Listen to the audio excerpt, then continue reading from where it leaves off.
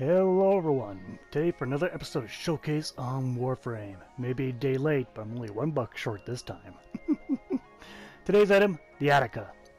Now this was another weapon that they buffed, and I held off on the actual review on it because I wanted to get the information after it's buffed. So what did they do? They increased the critical chance from 20% to 25, added more damage for puncture, they increased the fire rate, the flight speed, and the magazine size. So a whole lot. So, the Attica. It's the first crossbow in the game. And it's automatic, which is weird, but no matter.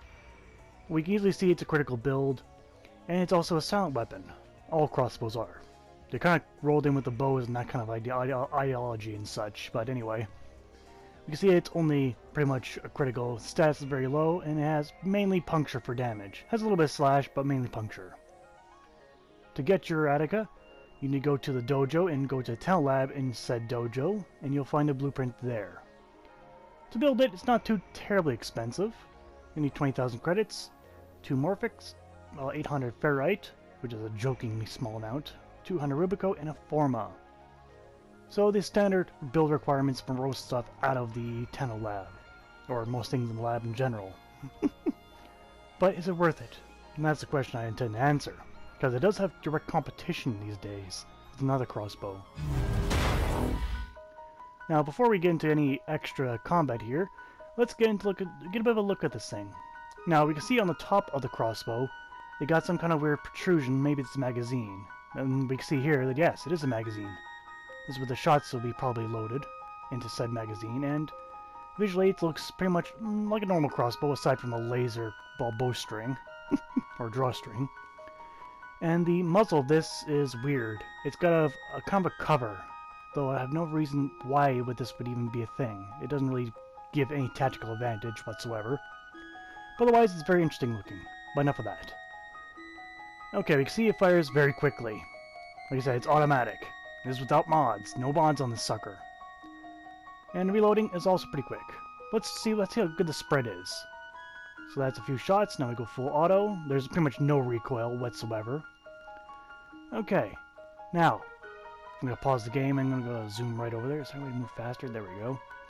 So we're going to go over and see how good the spread is. And what's that about? I'd say it's 60 meters. Maybe 70. Alright. That's pretty damn tight. That's the same, even in the same spot, not moving my reticule at all. Nothing but natural recoil and the flight speed. So pretty good. Pretty tight. But enough of that, let's get into my ultimate build. It's my ultimate build, and it uses a ribbon mod, like every one of my ultimate builds these days. Alright, you can see I went from strictly critical and base damage. The ribbon disposition is 4 orbs out of 5, so it's pretty powerful. Anyway, how I got this, I added Incineration and Split Chamber for damage, and also added Piercing Caliber for the puncture specific damage. Now, for the critical build, I have Point Strike, which increases the critical chance to 62.5%. Battle Sense, which raises the critical multiplier to 4.4. And Argon Scope, which is an event mod from Operation Shadow Det. And that, when I get a headshot, increases the critical chance by almost the same amount of Point Strike. So I should get close to 90% around there. Now, it is optional, but I did also throw Thunderbolt on. Thunderbolt is a bow-specific mod, well, bow and crossbow. So it has around 20-25%, I think it was 20%, chance of arrows becoming explosive upon impact. It adds a bit of radial damage. It's good against small, weaker enemies, but it does pretty much virtually nothing to bigger enemies. So it's good for small crowd control. Now for my ribbon mod, as you saw, I rolled it a couple times, and I wasn't too particularly fond of this weapon, so when I got a decent roll, I stuck with it. So I got plenty of heat damage and 172% puncture damage. I was either going to go for base damage or critical. So for me, this is acceptable. So that's how I got my puncture to 1800. So in terms of what you get, I'd aim for critical specifically, but if you can't get it, then base damage is good enough. Alright, let's go to a test. I'm going to grab some Lancers. I'm going to grab about 10 of them or so, or maybe 9, yeah. And I'm going to jack them up to level 90. Yes. Now, at level 90, I would not pretty much go any further. You could, and you could do decent, but in terms of enemies killed ratio to bullet shot or arrows or quivers, bolts, that's it, bolts shot. you got pretty much the acceptable amount. You can kill him still without using headshots, but it comes to around 5 to 6 bolts. Around headshots, 2 to 3. Now, you also gotta be careful with this thing, because that thunderbolt though, it's explosive. That means you also harm yourself with it. So it could be potentially dangerous. Lethal to yourself even. But otherwise, against Grineer, it's pretty standard, pretty useful. The flight speed is still a bit of an issue at long range, but it's not too terrible from what it once was. Because before this weapon was buffed, it was pretty terrible. And it wasn't going to get a very good score from me. Like a bit of a mediocre. But now it's actually usable to more of the endgame category. Is it the best? No, still isn't, but much better than what it was. So it did pretty good against Grineer. I'm going to go against some Corpus, going to grab some Mullahs. Here we are. Going to grab, I don't know, a dozen.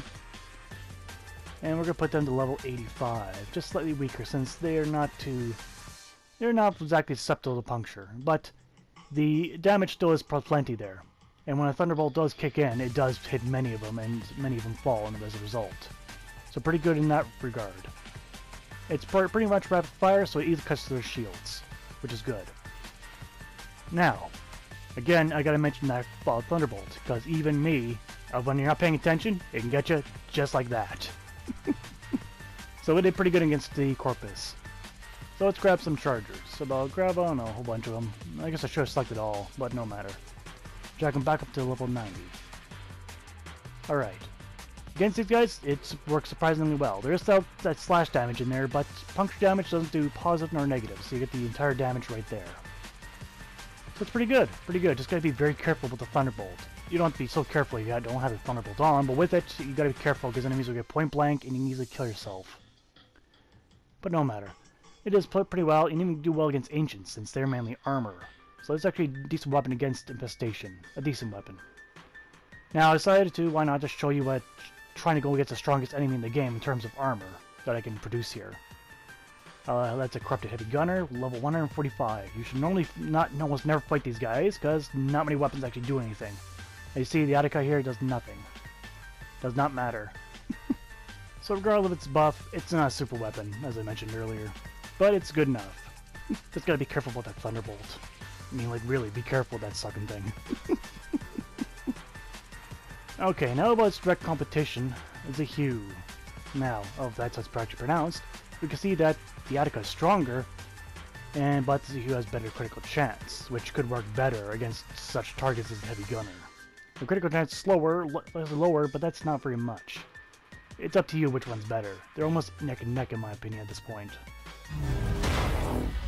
Let's move on to the pros and cons of the Attica. Well, in the pros, it's a fairly solid weapon. That's definitely a greater fire rate than the bow and arrow, although not nearly as strong critical-wise. It does have a fairly confident critical build. But yes.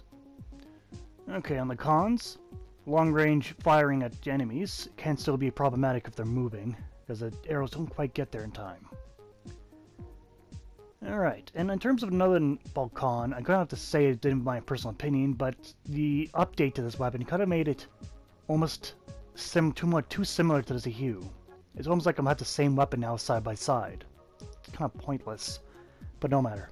Going on to the score for the Attica. Damage, I'll give it a 7 out of 10.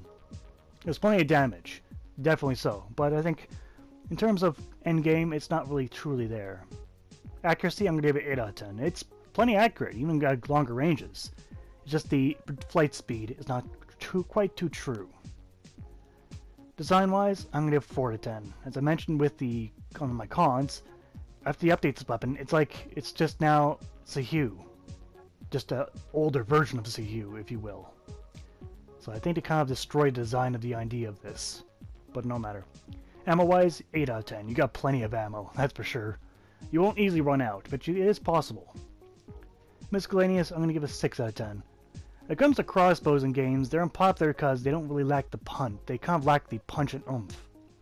And this update did make it a bit better, but I don't see it's really appealing to a great many people. It's still useful though. So in total, I give the Attica 33 out of 50. It's exceptional. So it's definitely better when it was, but at a cost of a few ideas. But those are kind of more my personal opinion, but that's what it is. Okay, as for judgment, I'm quite a bit on the fence. Because to be honest, when I weigh both Zhuge and the Attica, it's kind of like one's not better than the other. It's kind of two parts of the same coin now.